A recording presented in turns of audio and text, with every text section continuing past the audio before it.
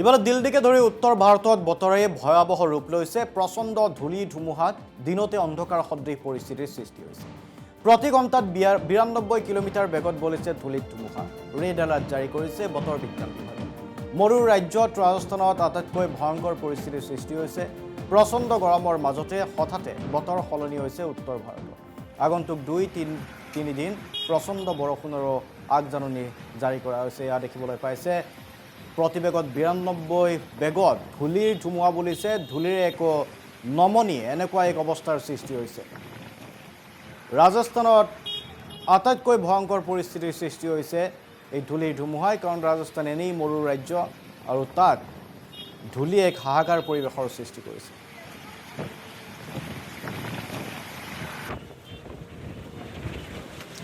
প্ৰকৃতিয়ে যেন ৰুদ্ৰৰূপ ধাৰণ কৰিছে এতিয়া উত্তৰ ভাৰতত। ৰাজস্থানৰ দৃশ্য আপোনালোকে দেখিবলৈ পাইছে। কি ধৰণৰ ধূলিত ধুমুহা, যেন ধূলিৰ চুনামি উঠিছে। আকাশলৈকে মাত্ৰ ধূলি আৰু ধূলি। দিনতে অন্ধকাৰ সদৃশ পৰিস্থিতিৰ সৃষ্টি হৈছে। প্ৰতি ঘণ্টাত ৯২ কিলোমিটাৰ বেগত বলিছে এই ধূলিৰ ধুমুহা।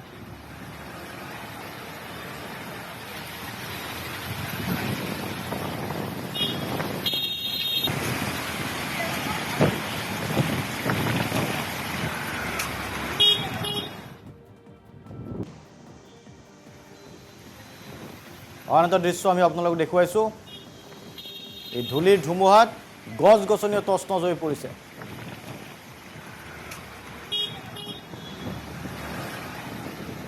যান বাহনসমূহ দিনতে লাইট জ্বলাই চলাবলগীয়া পৰিস্থিতি, কাৰণ দিনতে অন্ধকাৰচ্ছন্ন হৈ পৰিছে চহৰখন।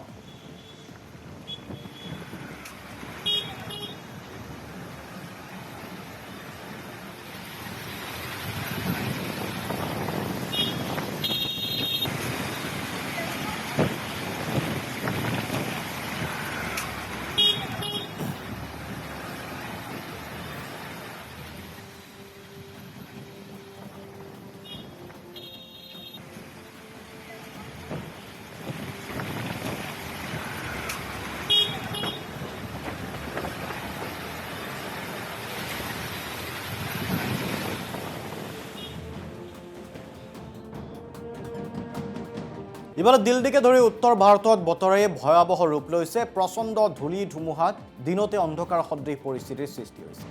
প্ৰতি ঘণ্টাত ৯২ কিলোমিটাৰ বেগত বলিছে ধূলিত ধুমুহা। ৰেড এলাৰ্ট জাৰি কৰিছে বতৰ বিজ্ঞান বিভাগে। মৰুৰ ৰাজ্যত ৰাজস্থানত আটাইতকৈ ভয়ংকৰ পৰিস্থিতিৰ সৃষ্টি হৈছে। প্ৰচণ্ড গৰমৰ মাজতে হঠাতে বতৰ সলনি হৈছে উত্তৰ ভাৰতত।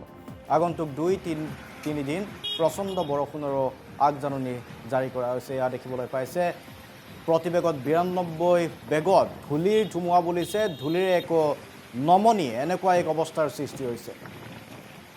ৰাজস্থানত আটাইতকৈ ভয়ংকৰ পৰিস্থিতিৰ সৃষ্টি হৈছে এই ধূলিৰ ধুমুহাই, কাৰণ ৰাজস্থান এনেই মৰুৰ ৰাজ্য আৰু তাত ধূলি এক হাহাকাৰ পৰিৱেশৰ সৃষ্টি কৰিছে।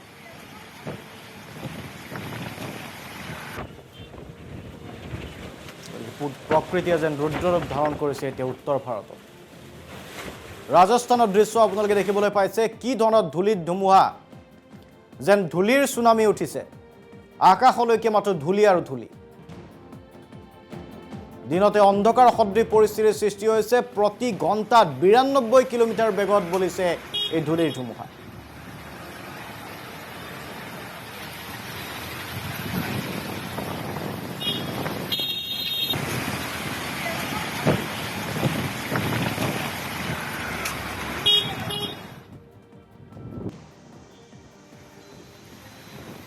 আন এটা দৃশ্য আমি আপোনালোকক দেখুৱাইছোঁ।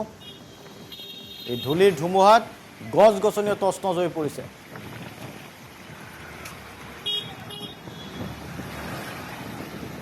যান বাহনসমূহ দিনতে লাইট জ্বলাই চলাবলগীয়া পৰিস্থিতি, কাৰণ দিনতে অন্ধকাৰচ্ছন্ন হৈ পৰিছে চহৰখন।